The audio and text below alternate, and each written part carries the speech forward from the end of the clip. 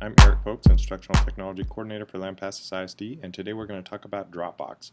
We're going to get you started by signing up for a Dropbox account. We're going to show you how to verify your email so you can share files, show you how to upload some files and work with them and manage them using folders, and finally how to share a file or a folder through a direct link so that anybody can access anything that you add to your Dropbox account. Let's get started. First thing we're going to do is go to Dropbox.com. And then we're going to say we want to sign up, put in our information here,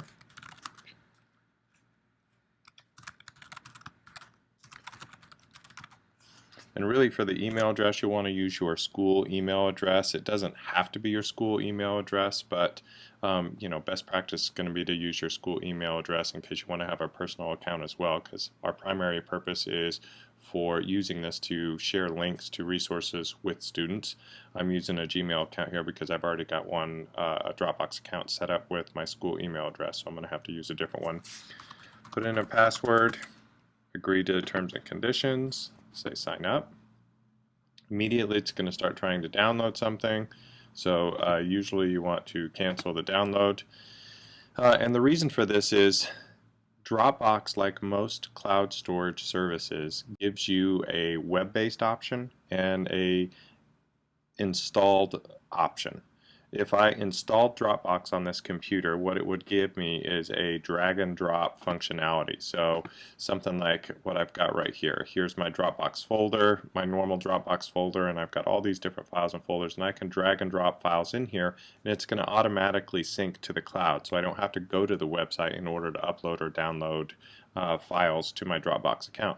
It's very nice if you're at home, and I would recommend it at home, but at school what that does is it creates a tunnel all the way through our firewall and our network security settings, and it can be a problem with roaming profiles and logging into various computers as well. So technology would prefer that you not try to install Dropbox on your school computer. So if you're creating a Dropbox account here at school, when it shows you this page and it starts downloading, then just cancel out or cancel out when it's prompting you to install it. Okay. Once you have canceled this automatic download of Dropbox, you'll notice all you have to do is click up here on the little Dropbox icon, and it will take you to your Dropbox folder. Now it takes us by default to this Get Started, and Dropbox starts you off with 2 gigabytes of storage space. Okay, this is storage space for your files and folders up in the cloud so that you can access them from anywhere that you have an internet connection, including mobile devices and smartphones and things like that. 2 gigabytes is a good amount of space and will probably store all your Word documents, PowerPoints, and things like that.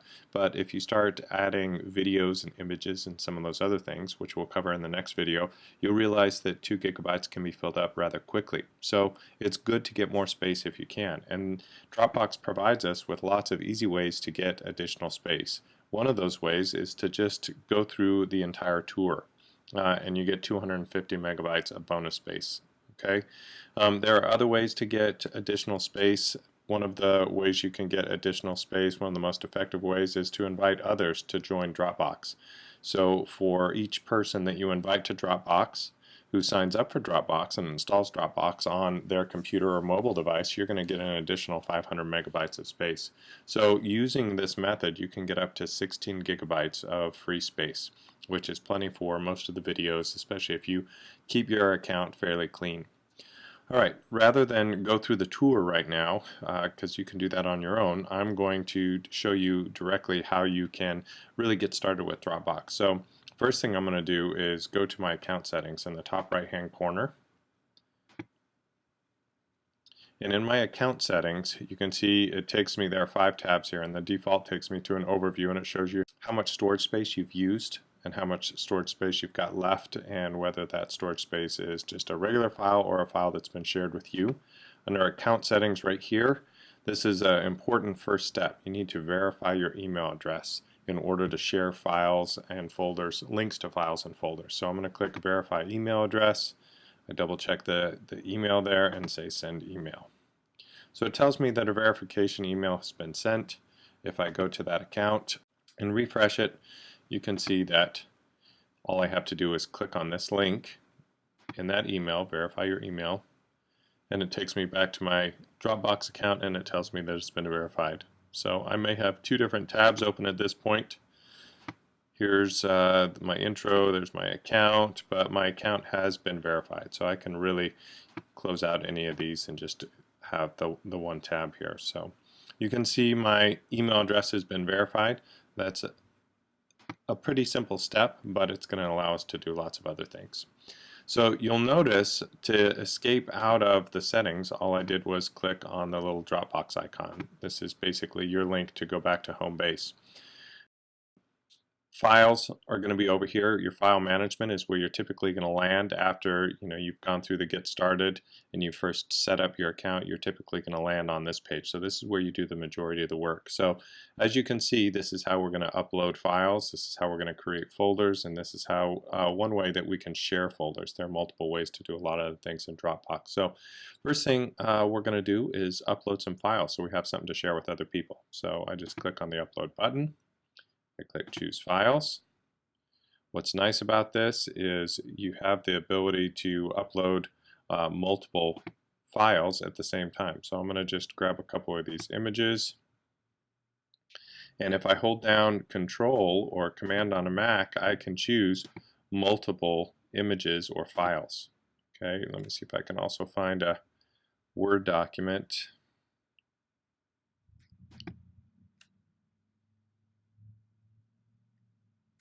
There we go.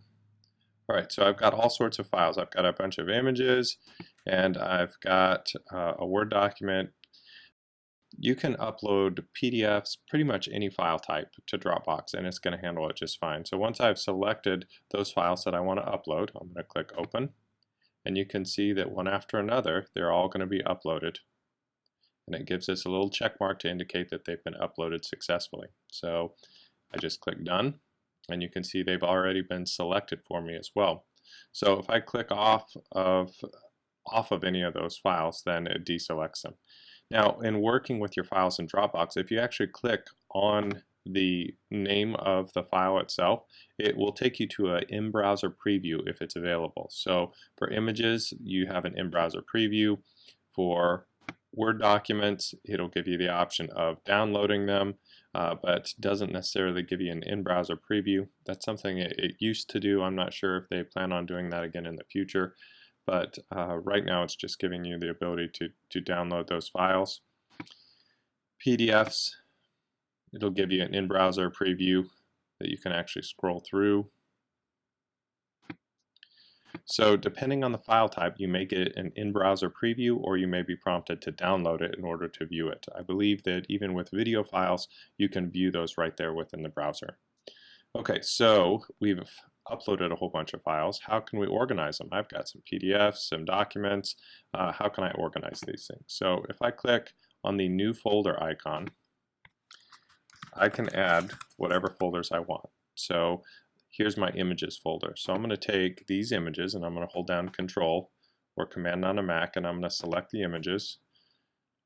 So I hold down Control or Command, and then I left click on each of them. And now that I've selected all of them, I'm going to left click and just drag them into my images folder and let go. And now all of my files are in my images. So I want you to pay attention to this portion right up here. It says that we're in our Dropbox account. If we go into the images folder, you can see it shows us that we're in the images folder. So if I wanted to, I could create another folder in here,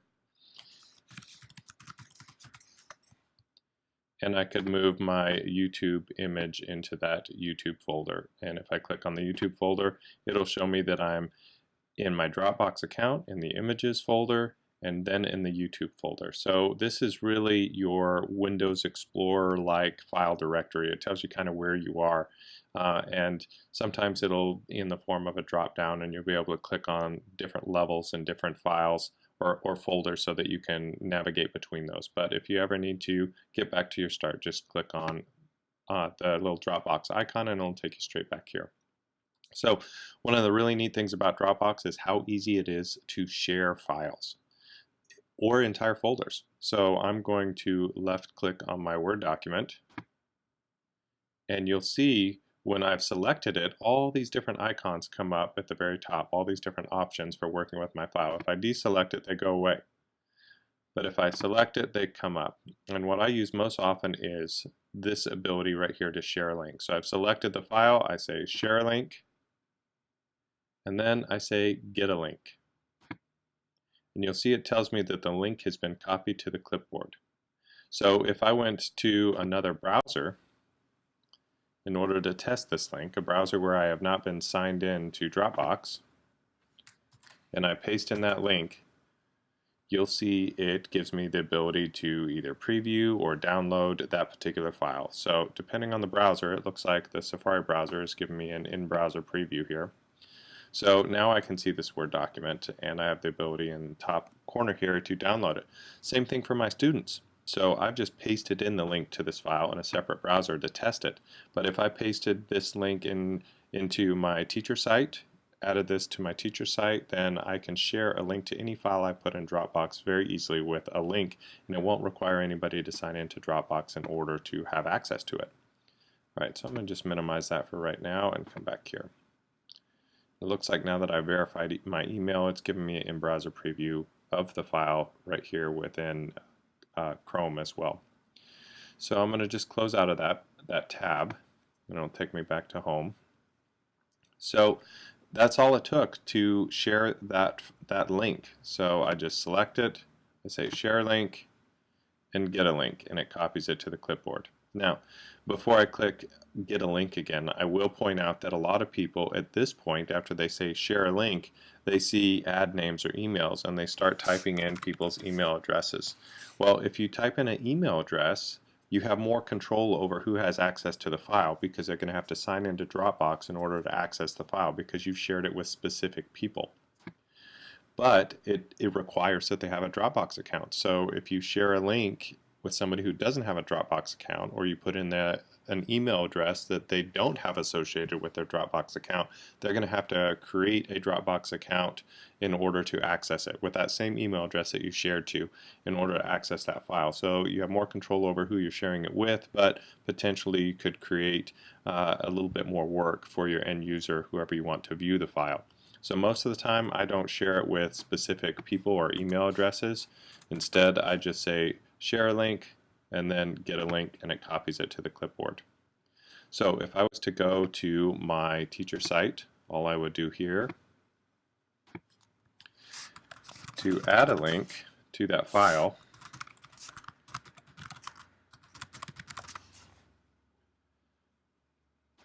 just add a test subpage. We'll call this test 32. I have no idea how many test subpages I've got. So I'm in my my teacher site here, and I can say here's a link to my lesson plan, and I can underline that my lesson plan. I can select it, and then I can say create hyperlink. I got to make sure, this is one of the most important things with sharing links to files here. Because I've copied the whole link to my clipboard, I need to make sure that when I paste it in here, I'm pasting it into a clean box. So you can see I've got a backspace or delete over that, and then I'm going to right click and paste in that link. And you can see it takes it to a .docx, a Word document file type. It's got the title of the file in there, but it's going to take them to Dropbox.com. I'm going to say open in a new window and OK, and then save. And if I view that page, here is the link to that Word document, be it a lesson plan or any other file. So if I want to make changes to that file within Dropbox, I would just download the file, make the changes, upload it right back to Dropbox, and not change the name of the file. If I don't change the name of the file when I re-upload it to Dropbox with the changes, then it's not going to change the link, so I only have to do it one time. What about a link to an entire folder? We just covered a link to an individual Word document, but what if we want to share all these images and not have to do it one at a time? Well, I just select the folder and I say share a link and get a link. And I go back to my teacher site.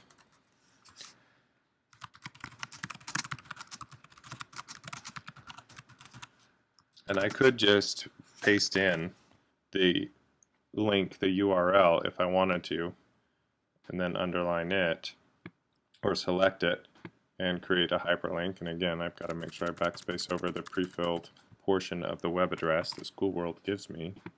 If I wanted to, I could give them a link that looks like that. That's pretty ugly.